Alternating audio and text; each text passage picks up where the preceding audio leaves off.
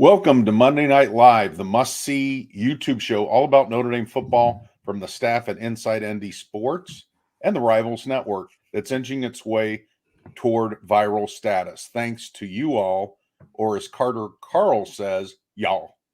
I'm Eric Hansen. He's Tyler James. We're here to make sure you remain the know-it-all at your water coolers at work. Our recruiting writer, Kyle Kelly, is tracking all the recruiting and portal developments and hopefully doing some maybe Christmas shopping for us. Lots to talk about tonight, including what's happening with the Gator Bowl matchup with South Carolina, and we'll take your questions. That segment is coming up soon, so start filling up the question portal. Yeah, also make sure you hit the thumbs up to like this video and subscribe to our Inside ND Sports channel. That helps us get in front of more viewers, and we are continuing to set new highs for our audiences for the Monday Night Live shows. So we really love to see that, and we appreciate everyone's support, and those likes and subscriptions and comments all get us in front of more people. So we would appreciate you doing that. But before we get into your questions, we're going to have Eric share with us his 5 headlines for Monday evening. So Eric, what is your first headline this evening?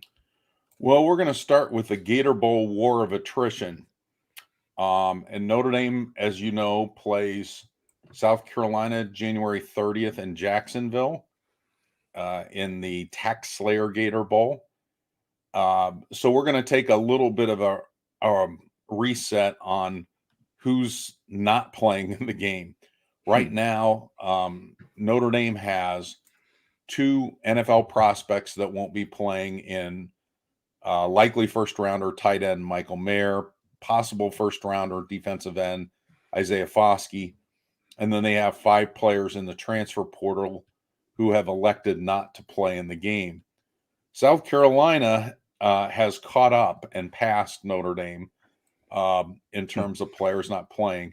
They now have 8 players in the portal who won't play, including their leading rusher, Marshawn Lloyd, today.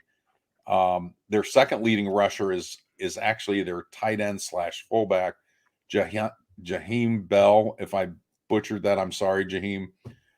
He has transferred to Florida State.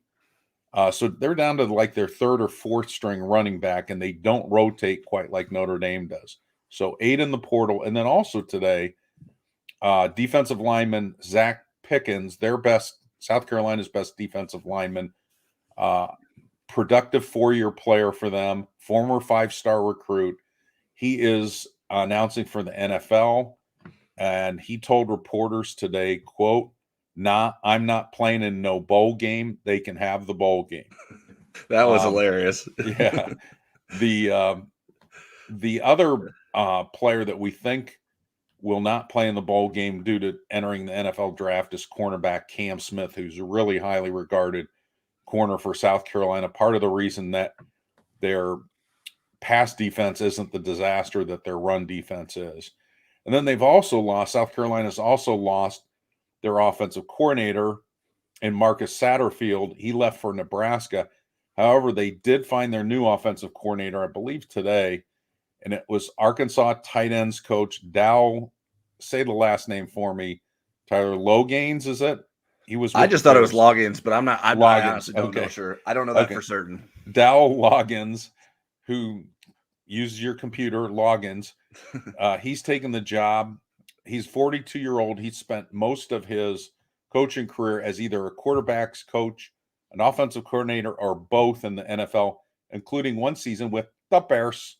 So there will be a little bit of mystery in terms of what South Carolina is doing offensively when they play Notre Dame on December 30th. So I'll get your thoughts on the attrition wars here and whether you think we're getting to the point, A, that the statistical trends that follow these teams maybe are becoming less relevant, or if the game is becoming irrelevant. Well, I wouldn't say the game's irrelevant. I mean, I wouldn't either. To me, anytime there's football being played, it's relevant to me. But I mean, we touched on this before we even knew who was going to be in the bowl, and just like its relevance in terms of for Notre Dame. Like, does this really tell us about what Notre Dame's going to be next season? No, it doesn't. Does this bowl tell us anything about what this season for Notre Dame was? No, it doesn't. It's just another opportunity to get to know what Notre Dame has or doesn't have going into next season. And I would imagine South Carolina probably feels the same way. I do think some of it's interesting. The losses that South Carolina has had, they're already like points of weaknesses for their team. Like their running game isn't a strength, and they've lost their top 2 rushers now. So and they can't play 12 personnel because they lost their 2 best tight ends. Right. Yeah. I'm not even sure if you mentioned the other tight end that they lost, Austin Stogner, who's already come and gone back to Oklahoma, where he was originally at and followed Spencer Rattler to South Carolina, or vice versa. I don't remember which one happened first, but they sort of came to South Carolina together. And Austin Stogner's actually heading back to Oklahoma now. And he was, I think, like 5th on the team in receptions, 5th or 6th with 20 catches. So they're losing a lot of production from the offense in terms of their running game. And then some of the passing game. Jaheim Bell was 2nd on the team, or 3rd in the team in receiving yards with 231 yards. So it still has its top players in the passing game. And as long as Spencer Rattler is playing for South Carolina at quarterback, there's going to be, I think you're going to have an idea of what you're getting from the South Carolina offense, or at least what it wants to be, regardless of who's calling plays. I would be a bit surprised if Loggins came in and actually coached in the game, but I don't know. Maybe he will. But that would seem to be a lot to bring in a guy from the outside to call plays for players who's just getting to know. And when we spoke to Shane Beamer right after the bowl was announced, I don't think he told us, it was when he did interviews with the local South Carolina reporters, that he had no plan yet of what the offensive play calling was going to be like. So yeah, what does that mean for South Carolina? I don't know. You wouldn't think the running game would get certainly better without the guys that were the most important parts of it, but maybe there's some guys on that depth chart that didn't have chances to play that can step up, and you would imagine they would certainly be highly motivated to prove themselves in a situation like that. And then when you look at the defense, Zach Pickens as a defensive tackle, you would think that would hurt your run defense, and the run defense wasn't very good either. He's a pretty solid pass rusher from the defensive tackle position. He's tied for 5th in tackles, so he's impacted the game defensively, whether it was against the run or the pass. Cam Smith as a corner, obviously you would expect that to hurt their pass defense more than the run defense. So I think, it's getting harder and harder to know what South Carolina is, and I think you can say the same about Notre Dame. What's Notre Dame going to look like at quarterback? After yesterday, it sounds like that would likely be Tyler Buchner as the starter, as long as everything checks out with his health. But he certainly doesn't have the number 1 receiving target, and the defense doesn't have its best pass rusher. So both of these teams will be pretty significantly different versions of who they were during the season. What are your thoughts on all that, Eric? Yeah, I think, from Notre Dame's standpoint, I think they're at least trying to maintain the identity. When we talked to Tommy Rees on Sunday, he said, they're not going to make over who they are. They're going to try to stick to the identity, and the makeover would happen in the offseason going into next spring. But that means Mitchell Evans is going to have to catch a lot more passes than he ever has in his career, which I think he has 2 career catches, and I think that's from his freshman year. But he's certainly capable of being a good receiver. So is Holden Stays. They just didn't have the opportunity because the best tight end in the country, other than what the Mackey Award people thought, is on Notre Dame's team, and the Football Writers Association of America. We gotta give them a hard time too, right? And then defensively, Notre Dame's still going to be structured the same. It's going to be who lines up at certain positions on the defensive line, and we'll get into that a little bit later. But I think Notre Dame at least is going to come closer to its tendencies. The big difference is going to be quarterback. And, you're not going to have maybe the steady hand of Drew Pyne, although he was up and down this year, but at the end of the year, he was playing pretty well. But with either quarterback, especially if it's Buchner, you're going to have a lot more mobility. So that's going to be really interesting to see. The thing about it is Notre Dame has its offensive line intact. Jarrett Patterson and Josh Lugg jumped and went and said, you know what, I want to start working on my NFL career now. I think then it would have been kind of up for grabs what the offense looked like. So I think that's a pretty positive thing. I think it says a lot about the chemistry that Marcus has built. Not that I think anything's wrong with those high draft pick guys jumping in and saying, I'm not going to play. But, you know, for somebody like Jarrett Patterson, taking December off probably would have been the best thing for his pro career after all the pain he played through with his right foot, the sprain that never had a full chance to heal. And the fact that the guy's going out there and being a part of that offensive line says something about the offensive line culture and the connection that Marcus Freeman's built with his team, I think. We have a question that's pretty related to what we're talking about, so let's get right to it. It's sort of nailing us down a little bit more specifically to what we were talking about. From Christopher Simonet, I don't know if that's right or if it's Simonet. Let us know either way. Relative to the rosters during the last regular season game, would you say South Carolina has been hurt more by the combo of portal transfers and bowl sit-outs than ND has? I think without question, if Notre Dame didn't have some good quarterback options, then I might have said a different answer, but you're actually getting back the quarterback that you thought was the best one on your roster, even though he hasn't played in a while. But as you mentioned, South Carolina's really getting hit at spots that it can't afford to get hit.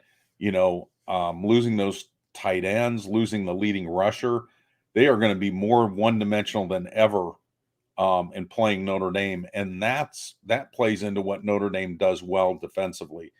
When Notre Dame is in a pass-run dilemma on every down, like Southern Cal put them in, that's absolutely the opposite of what you want. And so, and Rattler isn't particularly a mobile quarterback, or at least he doesn't scramble well. He doesn't rush for many yards. He gets sacked a lot. He moves around pretty good in the pocket, but he's not a guy that's going to give you the problems that Caleb Williams or Drake May gave you in terms of being multidimensional. So I think South Carolina at this point, and the thing is, I asked Marcus Freeman on Saturday, you know, is this the end of your attrition, or do you expect more guys to still make decisions?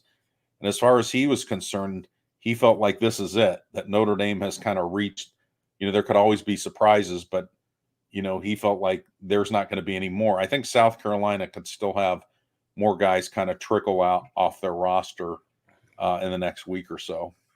Yeah, I could be convinced to go with Notre Dame just because of the quality in terms of Michael Mayer and Isaiah Foskey. We just talk about how much Michael Mayer was a part of the passing game. I mean, he was passing game option 1 and 2. And then Foskey, I mean, Foskey's season wasn't the greatest season. I think there were like really high expectations for him, and I don't know that he quite met them. I think he, on the whole, played very well and was playing well as the season ended. But I mean, he still had almost a third of their sacks. He had 11 sacks. I think they had like 35 as a team. So that's a lot of pass rush you're losing, and I don't think you can. Notre Dame doesn't have anyone close to Isaiah Foskey as a pass rusher on the roster right now. I don't think. I think Justin Adamalola is the closest to it, and he's been asked to sort of play on the other side of the ball. Botello's the closest to it, but he can't do the other things yet. He can't play the run. I mean, in just the little bursts that he's in there, his numbers are pretty good in 13 or 14 reps a game. But, you know, is he going to set the edge? It's a way different challenge. It's a way different challenge to being out there. Yeah.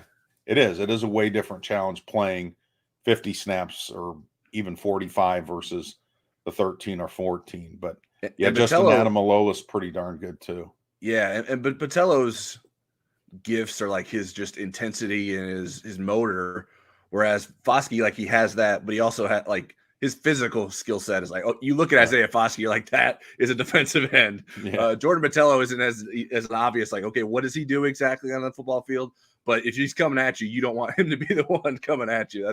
That's for sure. So it'll be interesting to see what Notre Dame's defense looks like that. So I mean, I'm waffling here. So maybe I'm playing devil's advocate. I do think the sum of the total in terms of everything South Carolina is losing has the potential to be more debilitating than what Notre Dame is losing. And you'd like to think that Notre Dame is in a better position depth-wise than South Carolina is. South Carolina is sort of a program on the rise and is trying to get more depth, whereas Notre Dame already had that depth on its roster and didn't lose a lot of that. And I think they should have some better options to replace the guys than I think South Carolina will at the positions that they're losing people. Right. Notre Dame's already got used to replacing Jacob Lacey, who I think is a darn good football player. Joe Wilkins didn't do anything this year, so there was nothing to replace. And nothing against him. He didn't get the opportunity. He was coming back from a tough injury. Right.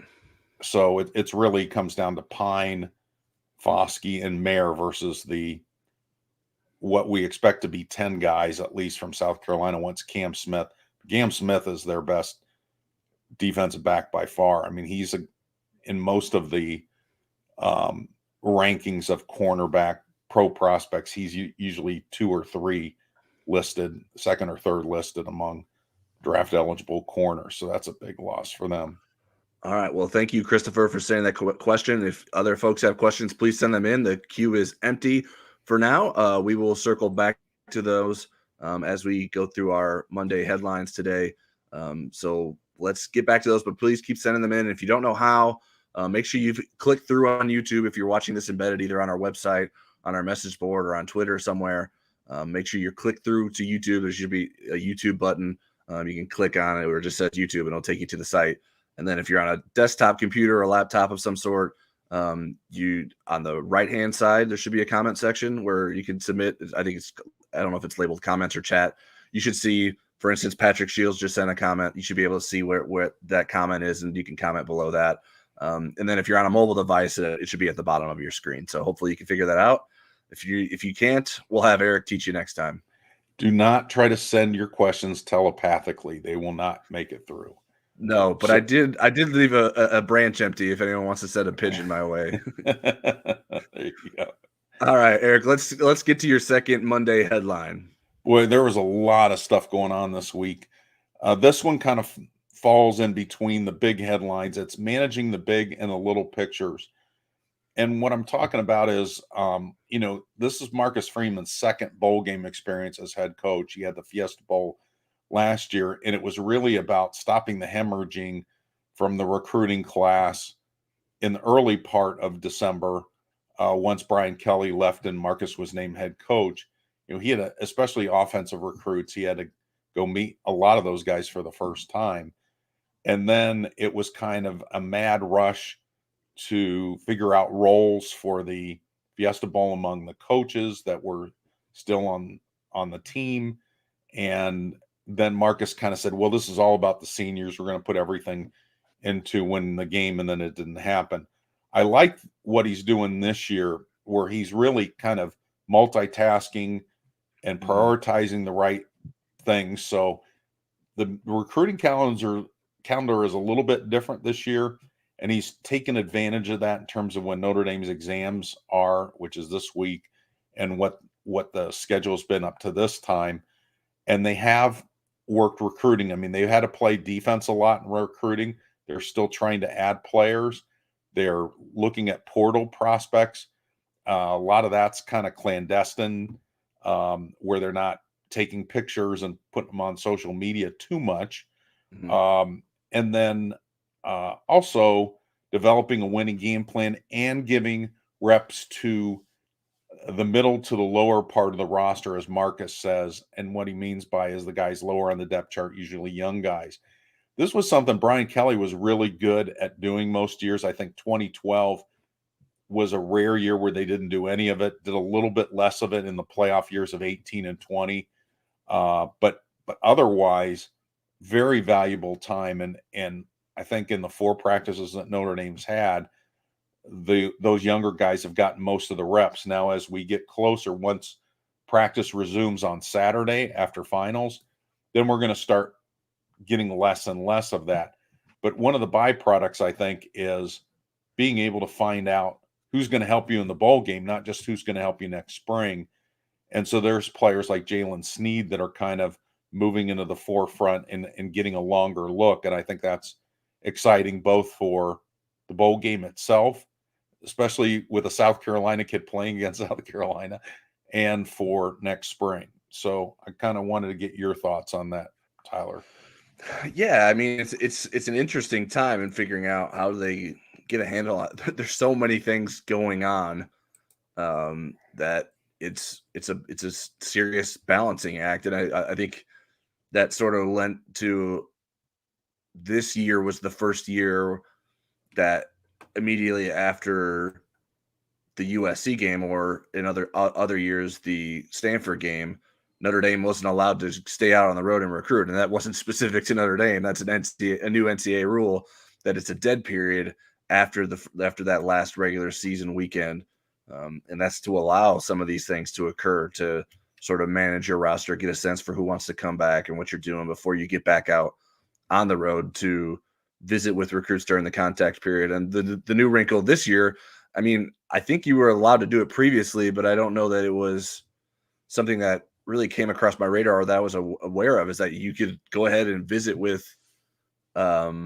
these transfer portal kids too, which seems kind of weird. And I don't know, like, if you find like a neutral place where you can come visit, because I can't imagine like like schools would want you coming on their campus to visit with a kid that's in the transfer portal. Like, I don't know that Drew Pyne's hosting opposing coaches at the Goog for visits right now. So like, I don't know where maybe he's taking them to Portillo's. If they stay like near campus or if they go home. I think it certainly probably depends on their student status. It appeared to me, if my sleuthing was correct, Chancey Stuckey met with Caleb Smith, a Virginia Tech grad transfer wide receiver, in Pittsburgh, which seems a little bit odd, but I don't know why he would have been in Pittsburgh. But if that's where he wanted to meet, then you go to Pittsburgh and meet with them. So I think that's a sort of an interesting part of that sort of part of the calendar that we're sort of used to, but not in that sort of aspect, with it being the transfer portal guys as well. And then, yeah, in terms of your roster, getting those guys some reps, figuring out what to do. I mean, you mentioned Jarrett Patterson, the fact that he's staying on and going through all this through December where he could use some time off. I'd like to imagine he's probably not being asked to do a ton. Like, okay, we know what you can do, Jarrett. Like, don't you don't have to kill yourself out there. Get your foot healed up. I mean, he was dealing with pain on a weekly basis, seemingly, right? And spoke to that, and had a special insert in his shoe that was used to give him relief and take some pressure off the points in his foot that had the most pain. So yeah, I would like to think that they're not pushing him as hard, and they're giving guys like Andrew Kristofic more reps, maybe Rocco Spindler, some of those guys that we'll be looking at next year as potential starting guards for Notre Dame. I think you got to have a plan for it, and Marcus Freeman seems to have it all figured out, or at least presents it that way. And the coaching staff and the support staff around him have sort of fallen in line and made sure those things have been put in place. Is there anything that's been the most surprising to you throughout this stretch here as the Gator Bowl prep sort of gets going, but isn't necessarily rolling quite yet? I thought that they've only had 4 practices surprised me a little bit, but I think they realize, Marcus kind of said this kind of offhanded, that, you usually only have a few days to prepare for opponent during the regular season. I don't think that Notre Dame is planning to throw a lot of crazy trick plays in or redo their offense or redo their defense. And again, now that they know who's going to be on their team and who's not, I think it makes it easier once they get to December 17th and 18th. But I was pleasantly surprised with how important he felt developmental football was, because I remember asking him those questions last year, and it was kind of like it didn't even register that was something that he should have split his time with. He said, this is about seniors. We're going to finish the right way. I think you can finish the right way with the seniors. And he learned that from last year's bowl experience, that just working them, to the bone early in the bowl prep prospect maybe isn't preparation isn't the smartest thing to do. So I'm always kind of looking for those little things that are Marcus Freeman's evolution as a coach, and I think this is certainly one of them. And I don't think if Notre Dame loses to South Carolina, it's because they gave reps to Jalen Sneed and Nolan Ziegler and Junior Tuli Halamaka and people like that in early to mid-December. All right. Well, we have some quarterback questions in the queue, so let's get to our next headline, and then we'll throw those questions in there as we start talking about that. And the next headline is, what's life after Drew Pyne looking like? So on Saturday, Marcus Freeman spoke to the media, and Tyler wrote about this in his notebook. He suggested that the Irish had no fixed plan at quarterback. Then on Sunday, Tyler Buchner apparently goes out and has his best practice in the 2 years that he's been at Notre Dame, according to Tommy Rees.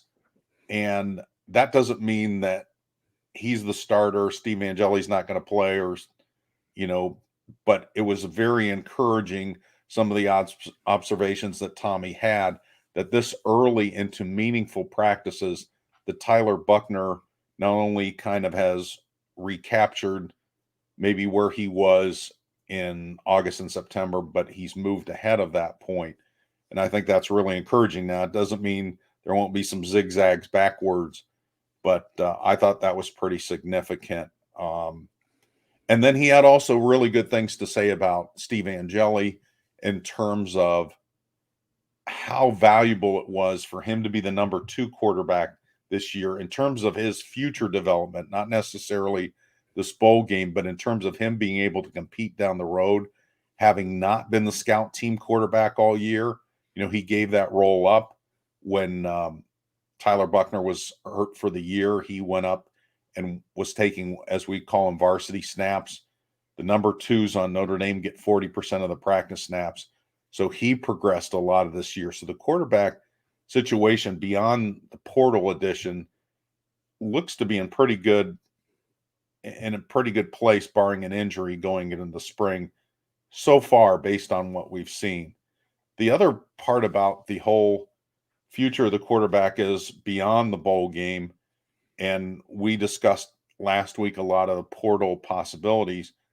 And today, now I don't know his interest in Notre Dame at this point. I don't know that it's gauged, but this was one I didn't expect to be in there that would go to the top of my wish list. And I think it should be somebody that's near or at the top of Notre Dame's wish list. And that's Coastal Carolina's Grayson McCall. He's a redshirt junior. In 2021, he set the NCAA record for passing efficiency. He's 3rd in passing efficiency this year. He's has a chance to still finish 1st. As a redshirt freshman, he was 5th. He has dual threat capabilities, 6'3", 215 pounds, from Indian Trail, North Carolina. He's my football quarterback crush, Tyler, I have to say. All right. When I saw it, I'm curious to see what happens with him. My first reaction is like, oh, he's just following Jamie Chadwell to Liberty. But maybe that isn't what's going to happen. We'll see what teams get in on him. I need to do more. I would need to do more film study on him. I guess I downgrade him for sort of being a product of the scheme and the system that Jamie Chadwell runs. And Coastal Carolina's offense was very unique. And I don't know that there were a lot of teams that were doing a lot of similar things to what Coastal Carolina was doing. And I think Grayson McCall was a benefactor of that. Now, how much?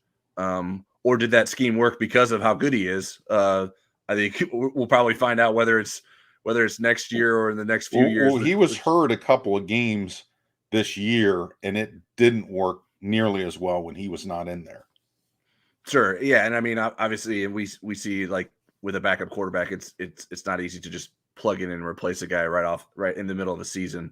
But yeah, I mean, I imagine there will be a lot of teams interested in him. I don't want to say that he doesn't have an intriguing portal stock, but my mind didn't go like, okay, Notre Dame needs to go get that guy. But mine did. I'll be interested to see what comes of that, and we'll see how that sort of all plays out. We have a few quarterback questions here, so rather than us guiding the conversation, we can circle back to maybe some thoughts that we have. Let's answer some of those first, and then if there's something left, we'll get to that. First one was from Patrick Shields. Will this be Tyler Buchner's go big or go home game in relevance to a transfer quarterback? No, he'll have a chance to compete with the transfer quarterback, and then you can look at them side by side. And I think that also the hope is that Tyler Buchner will be a better quarterback in the spring than he is on December 30th, 2022. So, but all these practices playing in that game are all kind of a launching or relaunching pad for Tyler Buchner to be competitive.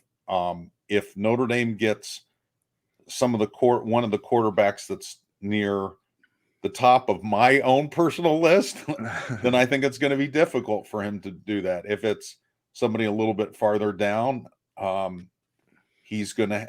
think he's got a chance to win the job. And even if he doesn't win the job, he can be, the quarterback in 2024, if he decides that he wants to stay. But no, I don't think this comes down going against South Carolina's defense. This is going to be the audition that makes or breaks Tyler Buchner. It's a momentum builder for him. Yeah, I mean, that's too much to ask of a guy coming off an injury that probably, at one point, it didn't seem like he was going to be able to play in this game. And so he wasn't supposed to. If he ends up playing in the game, I don't think it's necessarily fair to say, okay, this is what we're going to decide on what Tyler Buchner's future is with the program. I think Notre Dame has decided, and they're pretty content on going and getting a transfer quarterback. That's why they told Drew Pyne about it. Like, this is what we're going to do. I think Marcus Freeman has said like might and couched it a little bit when talking about it publicly, because you never know. Like, maybe it doesn't work out with anyone in the transfer portal at the quarterback position, but they want to find someone. They want to bring someone in to compete with Tyler Buchner, to compete with Steve Angeli, and they wanted Drew Pyne to be part of that competition as well. But Drew Pyne decided that he wasn't as interested in that. And so, yeah, I think it feels like a go big or go home game in terms of some members of the fan base. Like, anytime Tyler Buchner is a conversation on social media or on our Insider Lounge message board, there will be some people that just are convinced he's not good. He doesn't have the ability because he struggled against Marshall and Ohio State, and he wasn't lighting the world on fire in those games. That's all they need to see. They don't need to see any more of Tyler Buchner. I disagree with that premise. And I think he has talent. I think some people don't give him enough credit for the talent that he does have, just because it didn't go well in his first two career starts. Like, just think about what we thought about the number 12 and the number 10 defenses in the country. And think about what we thought about Drew Pyne after his first start.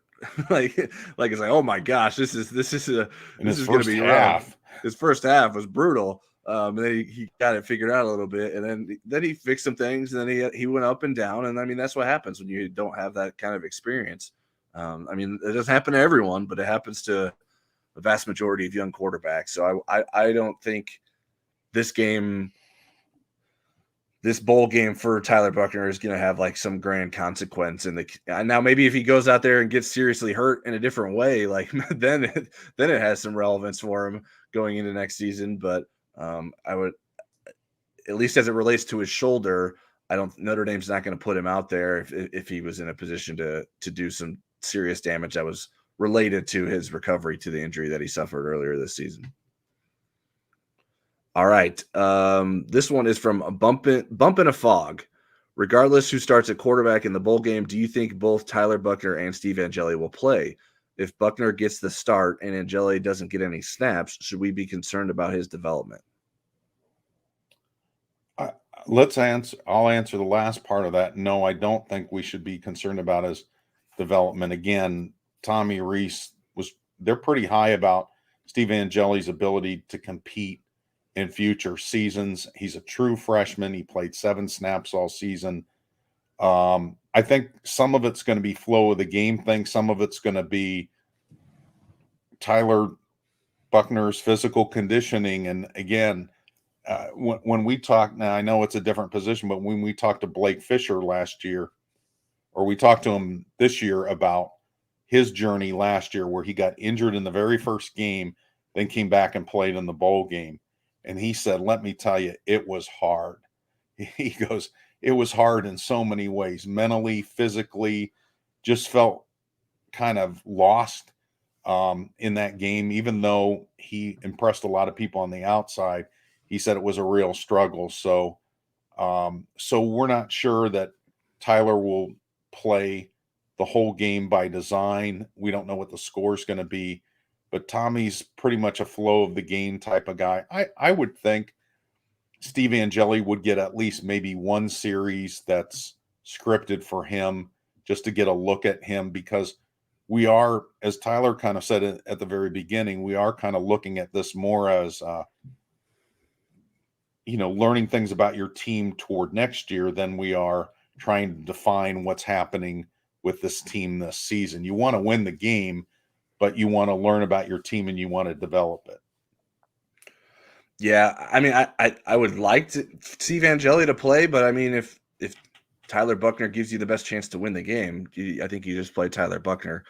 I don't think Steve Angeli's going to be competing to be the starter in the spring. I think it's going to be a two-person. No, I don't think so either. And I think there are a lot of people that haven't seen Steve Angeli play that are curious about him, and they know that the only way they'll get a chance to see him play is if he plays in a game.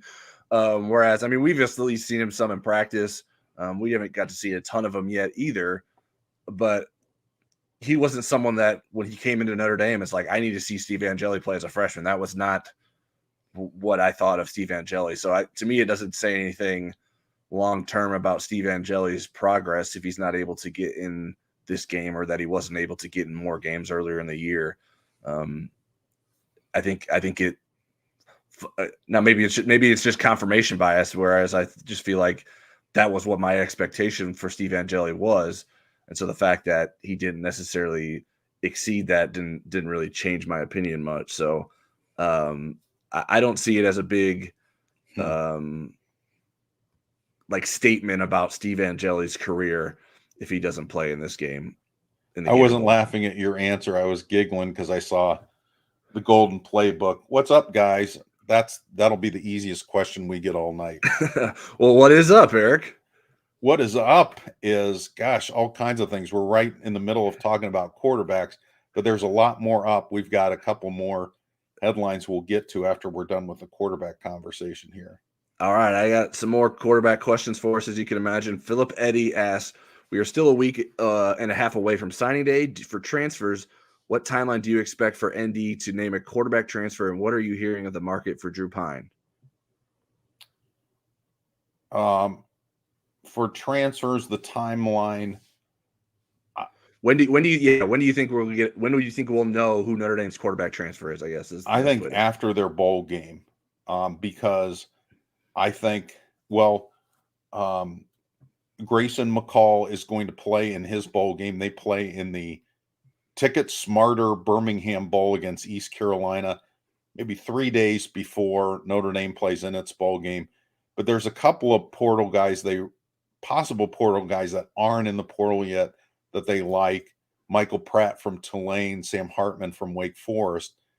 And I think they want to kind of gauge, at least now, whether they think there's a possibility, A, that they're going to eventually be in the portal, and B, what kind of shot they would have at either one of them. Both fit the profile of what Notre Dame's looking for, at least in terms of being able to get through admissions quickly. They would both be quote unquote grad transfers. I think Michael Pratt would be completing his fourth year in college and third year as a starter. So that's what I think the timeline is. And I don't think it's tied to what is going on with signing day. If Notre Dame really fell in love with one of the guys like Devin Leary or Hudson Card, and they said, you know what, let's just go with that and get that person in school. And then we have it decided. I mean, it's no different if they get somebody committed tomorrow versus January 16th, because they will not be able to enroll in school till January 17th and start winter workouts then. But there's competition for these guys, and Tommy Rees and Marcus Freeman are going to have to read the room very well to make sure that, in the game of musical chairs, they're not the team without the quarterback when the music stops. Yeah, I agree with the timeline aspect of it. I think they would have to be sort of blown away by someone before their bowl game to sort of settle on that guy before that happens. And not just before Notre Dame's bowl game, but before some of those other guys have the chance to go in the portal if they so choose. So I don't know that Notre Dame wants to eliminate itself from the running from any of those guys. And I think Notre Dame, in some aspect, feels like it's dealing from a point of it's dealing from it still has Tyler Buchner. Like Tyler Buchner is still on the roster. So if the worst thing to happen was Notre Dame goes into next season with Tyler Buchner as the starting quarterback because they didn't get a wish list portal quarterback, then so be it. I think they're going to want to bring in a guy regardless anyways, because I think especially when you lose Drew Pyne, you need to have another guy with some experience coming in next year. But that doesn't mean like you couldn't get that guy a couple weeks into January or even in the summer for all we know. I mean, there's opportunities that after spring football, some more guys go into the transfer portal. Now, I don't anticipate that being what happens. I would anticipate in the first couple weeks of January, somewhere in that window before classes start at Notre Dame for the spring semester, that we'll get an answer to who Notre Dame's transfer quarterback is. And the second part of the question that Philip Eddy asked in the Golden Playbook made some inquiries about is what are you hearing of the market for Drew Pyne? Have you heard anything on that front, Eric? I haven't really been tracking it. So I haven't heard. But he's in terms of our rivals portal tracker, he's ranked higher than most quarterbacks. He's above average in terms of what's out there and in terms of what they think. So we'll probably track that a little bit later here. We're more focused on who's coming in than what Drew is, but I'd be curious too. Yeah. I'd be interested to know. I've spent literally zero time on trying to figure that out. Yeah. Just because it has no impact really on what we cover. It is like, I think sometimes like other rivals reporters for different sites like, hey, do you know anything about Drew Pyne and where he's going? Because they think their school might be interested or whatever. But I don't even know that I've heard from anyone. We know that he's not going to Iowa, Virginia, or Pittsburgh. Those are the three schools that have kind of nailed it down. Well, it would be funny if he went to Pittsburgh anyways and Phil Dracovic and Drew Pyne were battling for the quarterback spot there. That would be pretty funny. But yeah, no, I don't know. Hopefully he's getting some interest from programs that he wants to hear from. And you would think that he would be using this time to take advantage of that. Otherwise, it didn't make a lot of sense for him to go in the portal now. Like the reason to go in now was to take advantage of this opportunity to talk to coaches and stuff like that. So I imagine those conversations are happening, but they have not been reported on, at least to my knowledge, at this point. Then the last one on quarterbacks is from Johnny S. And I'm not sure that we have an answer for it, but at least we thought I'd put it up there to say that we don't have an answer for it. If that's what our answer is, who do you foresee as the leader for a quarterback transfer? Of the people that are actually in the portal, and again, I haven't had a chance to gauge Notre Dame's interest in Grayson McCall or vice versa. So let's take him out of it. I would say, Hudson Card or Devin Leary would probably be near the top of their list right now. But I do think Michael Pratt from Tulane, if he goes in, would supersede those. Now, this is Notre Dame, the way I think Notre Dame's thinking, not the way I'm thinking. And that Sam Hartman might also supersede those other two. It seems like there's pretty good interest with those. I feel like I'm leaving somebody out. Did you mention Brennan Armstrong? I don't know that. Yeah, Brennan Armstrong, who I like, but I'm not sure that Notre Dame likes him as much as I do. All right. Yeah. I honestly don't have a great answer for it. I don't think there's a clear and obvious leader at this point Right. that's in the portal right now. I don't think that's the case. I think Notre Dame is doing its due diligence in terms of meeting with guys. We just had Adam Gorney, our Rivals national recruiting director, put a message, share with us on our message, the Insider Lounge message board, which is another reason that you should be a subscriber to InsideNDSports.com, that Keaton Slovis told him that he did meet with a Notre Dame coach. I would imagine that would have been Tommy Rees. I have not been able to sort of track down the confirmation of that since he shared that with us, but that was one of the coaching staffs that had been in touch with him.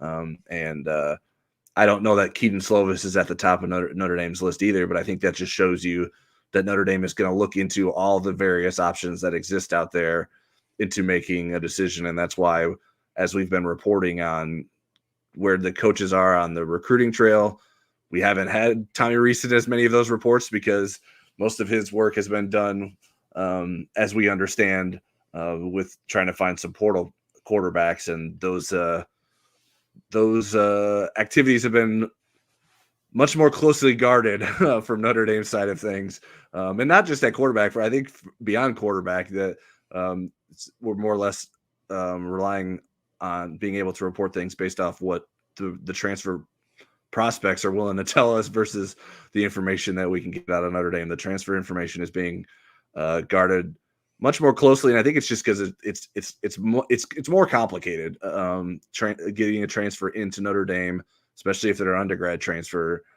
So you can't get too far ahead of yourself before you know if it's realistic or not. So Notre Dame is doing work there, has hosted some guys on campus, and I would be surprised if Notre Dame doesn't have some more portal prospects on campus this coming weekend. All right, Eric, those are all of our quarterback questions, I think. So why don't we get back to your fourth headline for Monday? Oh, the fourth headline is recruiting and portal movement and shenanigans. So let's start with the recruiting. In the past week, running back Dylan Edwards has decommitted from Notre Dame and commits to new Colorado coach Deion Sanders. Then also this week, multi-position prospect Brandon Hillman joins the 2023 recruiting class. He's a guy that could play running back, wide receiver, safety, even corner. Then I should say that leaves Notre Dame at 26 commitments right now. They're trying to add a defensive end. The newest development there is Mason Robinson, Northwestern commit. He decommitted. He visited Penn State this past Saturday. He's interested in visiting Notre Dame, doesn't know a lot about the school. Who was that today, Tyler, that had the interview with him? Adam Friedman.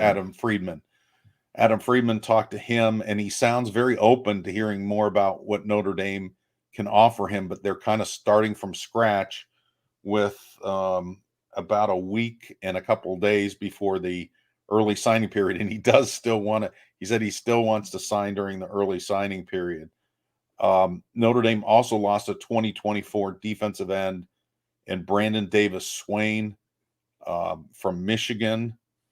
And then a couple other little recruiting things before we talk about the portal guys. Keon Keeley, who was originally in the Notre Dame class at defensive end, he committed to Alabama today. Dante Moore, the quarterback that Notre Dame put all their eggs in that basket in the wintertime and then ended up committing to Oregon. Guess what? He took a visit to UCLA here at the 11th hour. So I thought that was kind of interesting. As far as the portal front, USF kicker Spencer Schrader visited this past weekend. As Tyler mentioned before, and this is a little confusing, I got confused, a wide receiver named Caleb Smith, who's from Virginia Tech, is going to visit this weekend, and Tyler confirmed that. Notre Dame also has a recent verbal commitment from a wide receiver named Caleb Smith, who was originally verbally committed to Texas Tech. Among the other two wide receivers that Notre Dame has offered, Iowa wide receiver Keegan Johnson is off the board. He's going to K-State. Wide receiver Dante Cephas, he's still in the mix, as is defensive tackle. Is it Fisk is his last name? Braden Fisk? Is that how you say I think it's just Fisk. Yeah, the E is silent, I believe. Are two of the other prospects who have reported ND offers. So what did I miss there? I think you hit it all.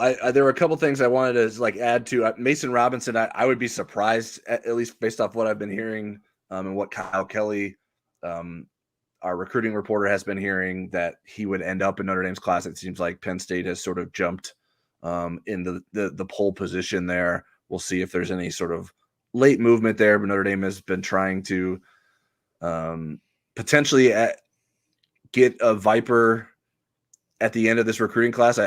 For a while, I've been hearing that we're probably going to have to go to the portal for a Viper, and now we've been seeing Notre Dame sort of make some last minute efforts to maybe get someone in that Viper position in the recruiting class. So I don't know if that's a reflection of. Could you do both?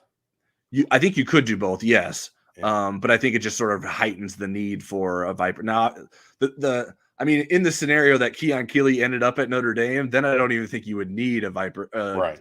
portal guy, because he's that good. Like you would be looking for Keon Keeley to come in and play as a freshman, which there's not that many guys that would be on that list beyond Keon Keeley across the country that you would put in that category. But I think that just sort of heightened the need for a Viper. And then obviously they could get some help in terms of if Justin Adamalola decides to stay with the program, that could help Notre Dame's Viper position as well.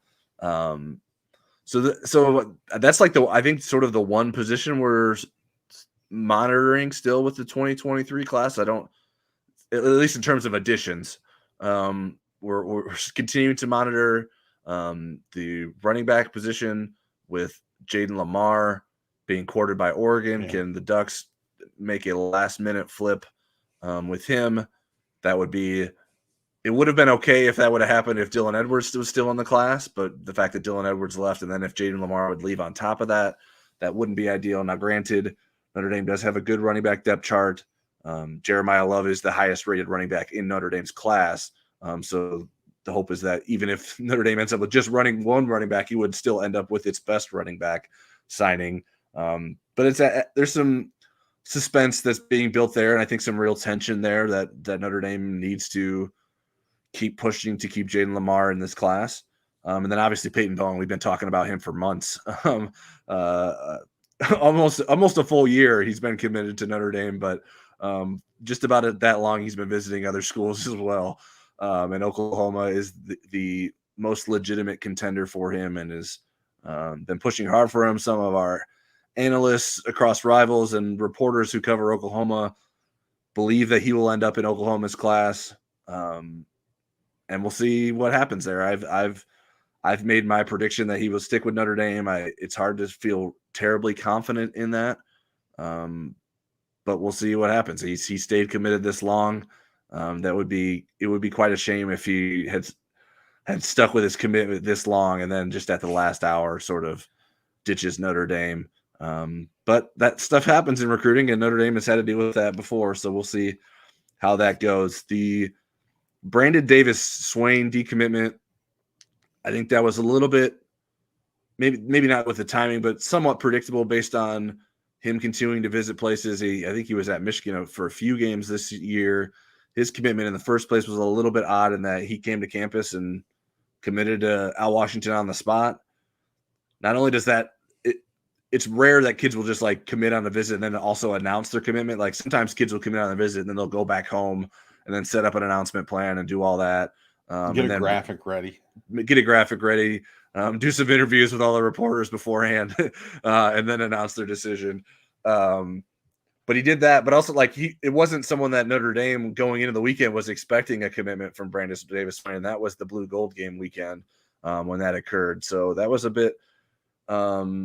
So that I think that sort of just kind of leads to someone that maybe he could get swayed easily, or maybe he wasn't totally bought into everything at Notre Dame. He just felt like maybe got caught up in the moment. He certainly liked Notre Dame, and Notre Dame liked him a lot as well. He's a talented prospect. Fortunately, that's a 2024 class kid, so you have plenty of time to try to replace him. But that's certainly a loss in a time where there hasn't been a ton of positive news for Notre Dame on the recruiting front. In terms of the transfer portal guys, I mean, Spencer Schrader, I mean, it's interesting to know for sure, Notre Dame is interested in adding a kicker. that's probably not the promising news for Josh Bryan, Notre Dame sophomore kicker who hasn't made an impact yet at Notre Dame.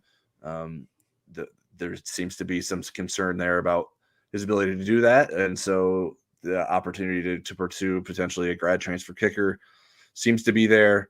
Schrader is a 70% career field goal kicker, so not the best in the country by any means. It's about what group he was this year for Notre Dame. He was a 73%. Lou Groza semifinalist last season, so he has had success as a kicker, and I think this past season wasn't his best. That junior year was his best year as a kicker. But he's an interesting guy. Was a former walk-on at USF. He attempted to play professional soccer before enrolling at USF as a football player. What are some of the other things? Keegan Johnson to K-State was a little bit surprising that Notre Dame didn't at least get him on campus for a visit. Dante Cephas visited Penn State. I think that's notable, and we'll see if Notre Dame can get him on campus. He is a very popular wide receiver portal prospect. And then I don't know that there's been necessarily any new developments with Braden Fisk, but a lot of things going on there. What was the most important thing in your opinion? I don't know, maybe one recruiting thing and one portal thing. The most important recruiting thing I would say is that there wasn't any more decommitments beyond Dylan Edwards at this point. I mean, every day it's kind of like you're wondering what's going on with Peyton Bowen. And it's interesting because people look at the pictures of the kids visiting with the coaches and they're like, well, he's not wearing a Notre Dame sweatshirt or whatever. They're trying to read every little clue into it. And I'm not mentioning Peyton. I mean, just certain Dylan Edwards that have a Notre Dame sweatshirt on. But he did have printouts of himself in Notre Dame jerseys behind him. So there you go. As far as the portal thing, I mean, the focus is so much the quarterback. I'm glad that they're looking at a lot of wide receivers. Keegan Johnson surprised me because I'm not sure what Notre Dame gets from adding a sophomore. You have a bunch of people in that sophomore class right now, 3, and then you have a freshman and so forth. I would think you'd want an experienced guy that could kind of lead that room that's only going to be around for a year. That seems like a better fit there. So that was a little bit confusing. But again, a lot of this portal stuff, Notre Dame is trying to keep, on the down low. They don't want to show their hand to other schools. So I think those are the interesting parts to me. And it's going to be a whole interesting month of December. And I don't know January. if we shared any information about Caleb Smith in terms of like statistics. He had 37 receptions for 674 yards and 3 touchdowns in 11 games for Virginia Tech this season, which those numbers aren't incredible, but given Virginia Tech's offense. Yeah, Virginia Tech's offense is not very good. Virginia Tech had the 102nd ranked passing offense this season. He accounted for a third of their touchdown catches, 30% of their receiving yards, and 18.2% of their receptions. So he was their number one target. 6'2", 222, is an experienced player, has had some injury issues throughout his career. So that would be the one concern I would have. But I think he would qualify as the kind of guy. In a perfect world, you'd like to see someone like really explosive. I don't know that Caleb Smith meets that criteria. But they need guys. I think guys with experience to fill out their depth chart, compete for catches. There should be receptions to be had in this offense from guys that could come in. So I think he's an intriguing option there. We have some recruiting and portal related questions that I wanted to squeeze in before we got done here. So let's jump to them now. Jay Dido asked, do we really lose a running back recruit to Coach Pyne? Also about playing in the bowl, whatever happened to gratitude for the Notre Dame diploma and loyalty to the team? Yes, Notre Dame did lose a recruit to Coach Pyne, and I think he's going to try to flip some other people in the next week, and maybe into February and try to get some kids to delay their decisions and sign it in the old traditional February spot instead of the December signing period that most kids do. As far as playing in a bowl, I think it's really difficult to move people off their opinions. I would love to see every kid play in a bowl. And then again, I'd hate to see anybody go through what Jalen Smith went through. And there is insurance for these kids that they can purchase. It's not cheap, and it's very difficult to collect on, as we saw with Jalen Smith. But if you're a high round draft choice, I can understand it because I think it's business. I think it's in your best interest not to play in the bowl game at that point. And as long as it doesn't turn into, well, I'm not playing against such and such opponent in November because they stink, not playing in the Navy game because they're not good enough to rescue your body. So I don't know that it's about loyalty. As far as, somebody that's not even going to get drafted that won't play, I think, yeah, maybe that is a little bit selfish, but I don't think Marcus really has that issue. When you look at the people that aren't going to play, it's the 5 portal guys.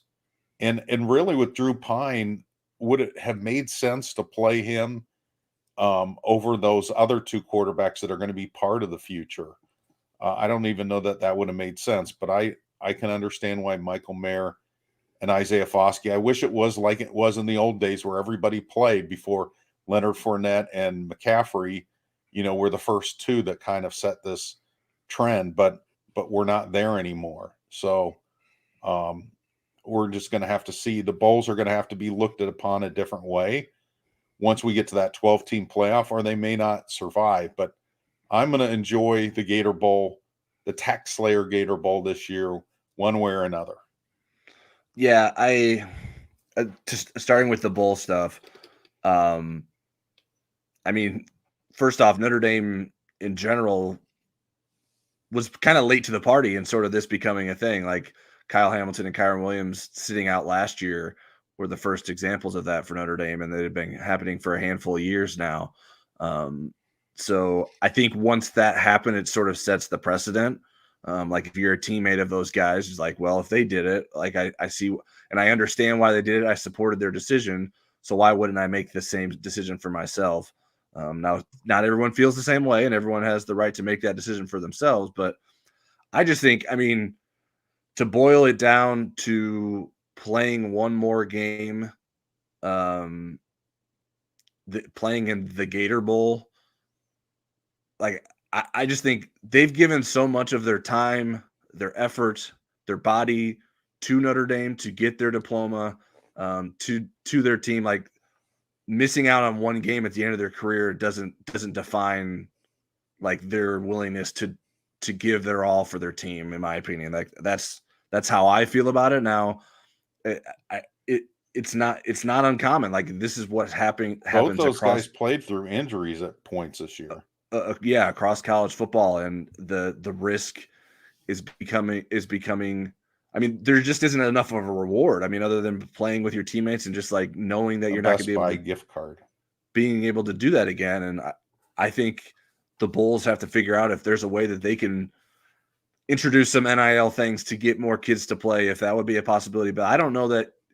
When you're talking about the reason that some of these guys now, I think that would be sort of lower down the list of maybe these guys that are maybe like middling prospects that they decide to sit out, that maybe that convinces them to play. But like, I don't know that Michael Mayer is going to get convinced to play in this game for an extra 10 grand or whatever that money number is, because of the money that could be available as a first round draft pick is very high.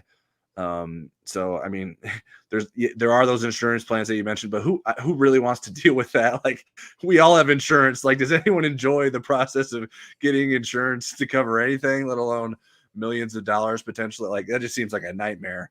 And then you got to pay some lawyers to help you figure all that out. Like, it's just like, who wants to really deal with that? So I always think that we don't necessarily consider that enough. And then getting back to the Dylan Edwards thing, it's important to note. Now, this doesn't necessarily, it's not going to change people's opinion probably, but Dylan Edwards and his family have a relationship with Deion Sanders that goes back to Dylan Edwards' childhood. Dylan's father, Leon, was a youth football coach alongside Deion Sanders in the Dallas area when Dylan was growing up there. So he's known him a long time. So I think that played a role. I certainly imagine there are some other things at play there. I think even already after he committed there, Dylan Edwards was promoting some shoe store in Boulder, Colorado. So I think Deion Sanders is probably on the cutting edge of the NIL front in terms of making sure those doors are open for his athletes. And Notre Dame isn't at least upfront with that, especially for recruits. Like, they're going to tell you what is possible once you get to Notre Dame, but they're going to stay as far out of that, and they're not going to make any promises from that. I don't know what or what not Deion Sanders is doing with that at Colorado, but there's more backstory to it than just Deion Sanders deciding to take one of Notre Dame's running backs. Like, I don't think it would have worked for Notre Dame's other running backs, for instance. Like, I think it was this specific tie to Dylan Edwards that played a role in this. Another one related to recruiting was Michael McFadden. It seems to me recruits use Notre Dame to better their status, position, ultimately decommit, then sign with a state school. Keon Keeley, Dylan Edwards, etc. Happens every year. No integrity and use of Notre Dame. So not a lot of a question there, but I thought we could at least share our opinions on what was being said there. I think that there's a thread of legitimacy in that statement, but not necessarily with those two players, and not necessarily something that happens every year. When we had Adam Gorney on our Inside ND Sports podcast presented by Dead Soxy, he mentioned that in this new era of no sitting out transferring and NIL, that there were a lot of kids in this particular cycle that would commit to a school, then go shopping for a better NIL deal. So that school was kind of a placeholder. Now, I don't know that that pertains as much to Notre Dame, and that Notre Dame isn't one of the schools that's giving upfront money, guaranteed money to players. So I don't know that that's necessarily the dynamic there. But I think Peyton Bowen used Notre Dame as a placeholder. He had a place where he could go to school. I think he had a legitimate interest in it, but he was shopping from the moment he committed. Keon Keeley, I don't think it was the case. It seemed like his commitment changed once the uncle got involved. There were different people in his ear that were advising him. And I'm not sure if it was all about NIL. I think a lot of it was the uncle saying, are you really going to get to the NFL through Notre Dame? Maybe you need to be looking at places that put defensive ends in the NFL with greater regularity. And Dylan Edwards, again, Tyler just mentioned what a different case of that was. But, Adam Gorney, again, who's our director of recruiting for Rivals, he still thinks that there's some funny business that's going to be coming up across the country in the last week before signing day of kids switching. So let's see if that happens. And again, we're kind of in new territory in terms of what the dynamics are. But, I think that's where having a strong recruiter like Marcus Freeman that is doing things the right way, I think it shows all the more importance of having somebody like that as your head coach right now. Yeah, I do think there's some merit to the NIL conversation about commitments, and sort of, even if there's not promises being made from Notre Dame with the recruit, it does elevate that recruit status to say, hey, if you're going to pull me away from Notre Dame, you're going to have to really blow me away with some other reasons. I don't know that I totally buy that was necessarily the case with Keon Keeley or Dylan Edwards. And like Keon Keeley, for instance, like, he didn't need Notre Dame to raise his profile. He was a very highly coveted recruit from the time before he committed to Notre Dame. So he didn't need Notre Dame to raise his profile. Dylan Edwards, maybe Notre Dame increased his profile, raised his profile. He was committed to Kansas State. So it's hard to feel like, to me, like, yeah, you got burned by Dylan Edwards, but he burned Kansas State to come to you in the first place. So, like, you had to be aware that this was a possibility that he could find greener pasture somewhere else. So, that's I'm not sure Colorado's going to end up being greener. well, maybe if there's NIL involved, it will be greener. Yeah. And I think there's some green that's legal out there. And I'm not associating Dylan Edwards with any of the green out there, but I just couldn't resist making that joke. But anyways, I think that's part of the game. I mean, there's always going to be recruits that are using Notre Dame to sort of magnify their platform. I think we see it more often with like kids that'll put Notre Dame in their top 8 or top 5 when Notre Dame's not even that much of a realistic option for them. It's more to do with that than like commitments, but there's some of that goes on, but it's a two-way street sometimes too. Like these recruits receive scholarship offers from college coaches that have the college coaches are not held in any way accountable for actually delivering on the promise of that scholarship. It's all a lot of recruiting is sort of, it's make believe. Like it's all like someone's word, and do you believe someone else?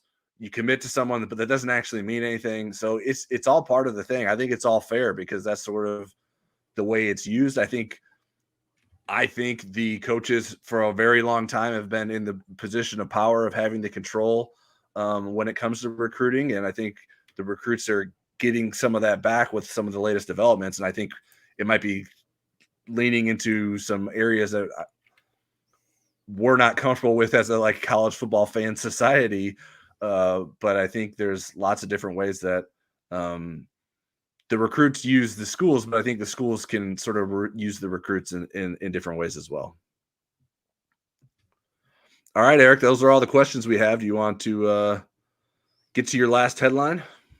Okay, we will do it quickly. Awards and snubs. Brock Bowers of Georgia takes home the Mackey Award over Michael Mayer. But Mayer has been a first-team All-American in 2 of the first 3 major teams released. There are 5 major teams. There's 2 more to come. The American Football Coaches Association, which is Wednesday. The Sporting News is tomorrow. Those determine unanimous and consensus All-Americans. So Michael Mayer needs to be a first-teamer in one of the last 2. Then he gets maybe his revenge on the Mackey Award Committee. Joe Alt was a first-teamer on the AP team announced today, Monday. Michael Mayer was first team on that as well. And Isaiah Foskey was the second team. Foskey and Alt still can be consensus All-Americans, even with just 2. If you get 3, then you clinch it. If you're 2, you get into a mathematical formula. But it's basically been those 3 getting all the honors. But I thought it was pretty cool to see Joe Alt get a first-team All-American as a sophomore offensive tackle. And if you think about it, last year he was the 4th option at trying to be the left tackle for Notre Dame just to get some stability at that position. He turns out to be a star. And 2 years ago, he was a 3-star recruit. 3 years ago, he was a tight end. So the guy's come a long way and a really bright future. Yeah, the Mackey Award thing is the hardest thing to ignore. It's just surprising. Although I guess as it relates to the Mackey Award and Michael Mayer, it's hard to be surprised given the way they didn't name him a finalist the previous year, or for that matter, Brock Bowers a finalist last year. In my opinion, I think Brock Bowers had a better year last year than he did this year. Right. And it's not to take away from Brock Bowers as a player. I think he's a very good player and he has a very bright future. I just think Michael Mayer had a better season, and I didn't agree with some of the arguments that were being made in Brock Bowers' favor, especially when it brought up his rushing yards, which seems totally irrelevant to playing the tight end position, especially when most of the rushing yards were on one run play against Kent State. So congrats on the long rushing touchdown against Kent State. But I just think, I mean, like I said, well, Brock the better Bowers your is team great. does, the better chance you have winning these awards too. That's fair. I would also like to know who the heck's on the Mackey Award selection committee, because the list it's on that's their website. It's not up to date though, because Ben Utek responded to some people calling him out about it, and he's one of the people who's listed. One of the people who's listed I can't figure out if it's just is a soccer reporter or a football reporter. I don't know that there's a lot of answers there. Their website isn't obviously up to date, and I don't know. It's just very perplexing to me how they decided to run their award, whether it's the finalists. I mean, Dalton Kincaid from Utah had a heck of a season. He wasn't a finalist either. He should have been. So and Mayer should have been a finalist last year. Absolutely. So their list of snubs is very long at this point. So I don't know that I'm going to take the Mackey Award very serious moving forward. Kind of like I don't know that I've felt the same way about the Outland Trophy after Quentin Nelson was snubbed in his final season at Notre Dame. Okay, let me give you a real quick trivia question on All-America teams, consensus All-Americans. I don't know if you read my story today. Today, I did not know. Okay, so the answer was contained in the story. Okay. Who was the last consensus All-American tight end for Notre Dame? Ooh, tight end. Well, it's not probably the first person I would think of. I'm guessing. There's been a bunch of offensive linemen, so the last one of those was 2020. But let's say John Carlson. It's going to stun you. Ken McAfee in 1977. Wow. is the last time they had a consensus All-American. They've had a lot of All-Americans, but not enough to get the consensus status. Ken was actually a unanimous All-American that year. And then the last defensive end was Frank Stamms on the 1988 National Championship Notre Dame team. So it's been a while for those position groups. So that would be something historic if these two guys that are not playing in the Gator Bowl ended up being consensus All-Americans. All right. Well, that's something to watch for this week. And we will certainly be watching the transfer portal, any more recruiting developments, and continued Gator Bowl preparation next weekend. So we'll have plenty of coverage on all that on InsideNDSports.com. But thank you, everyone, for tuning in or watching this on replay. We appreciate the support. Let us know in the comments if you want us to do another show next Monday. We're sort of leaving that in your hands. Also, tell us which Notre Dame commit you're most excited about who will sign with the Irish next week. That's all we have. Have a good night.